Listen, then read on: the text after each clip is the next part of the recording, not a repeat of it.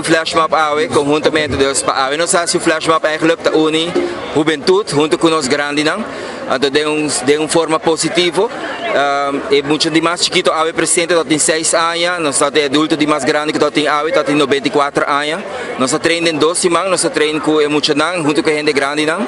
Então Deus presente awe que tem grupo de baile popcorn dancers, nós temos Fundação Turcosto Possível. Nós temos também grupo de adultos nossa cultura, por direção da senhora Judith Marta.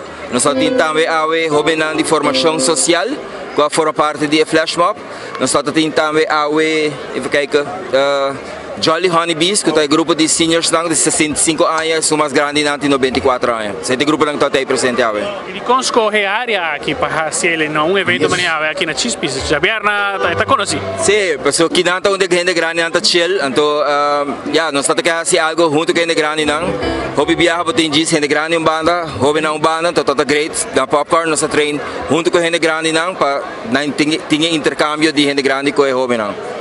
Essa acredita quanto gente precisamente a participar? Só para mencionar o grupo não, pero tá bawa hobby gente a participar em Flash Mob. Sim, nós temos mais de 130 gente presente tour junto. Awe.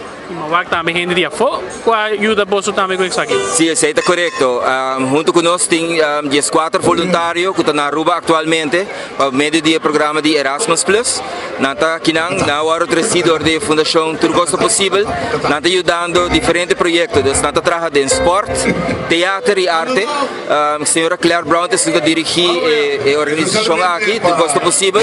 E pessoa está onde mentor nang para a fundação, para volunteers nang que chega a Aruba, onde na mentors nang. Então, agora que nanta outra parte de Chile, junto com o baile, também nanta fazendo com Ibiza para deporte, na Fundação Sorrisa. Está sendo hobby com os Randa Aruba, então nós temos projeto aqui, nós temos na tour junto para se baile junto conosco. E conosco espera mais de popcorn em seguinte luna não? Popcorn também constantemente, mas atualmente nós temos hobby de nós que está na Europa, que está na Inglaterra agora aqui ajudando com volunteers, como volunteer work, ajudando na Bradford College, e na lugar que está ajudando, como se chama nang, jovem nang com a dropout de school. Nada mais de projeto de 6 semanas. Então nós jovem nang está dando lesta e nana para 2 lunas. Ne tipo de jovem aqui. Então também nós temos algum que também com refugiado nang na Inglaterra, que nada dando na lesta.